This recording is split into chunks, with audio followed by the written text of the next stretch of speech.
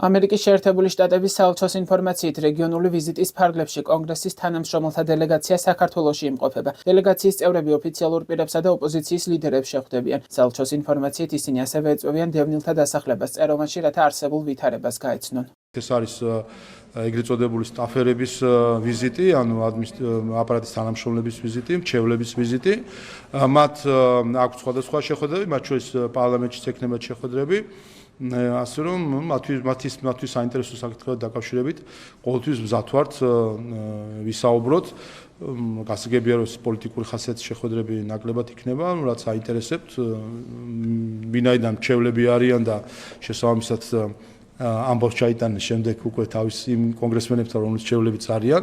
რა თქმა უნდა, ალბათ მათთვის საინტერესოა მოისმინონ პირველ წყაროდან თუ რა ხდება სინამდვილეში საქართველოში და არ მოისმინონ ლორა თორტონებისგან და ეკა გიგაურებისგან, რომლებიც საქართველოს მიმართ მტრული რიტორიკით არიან გამორჩეული.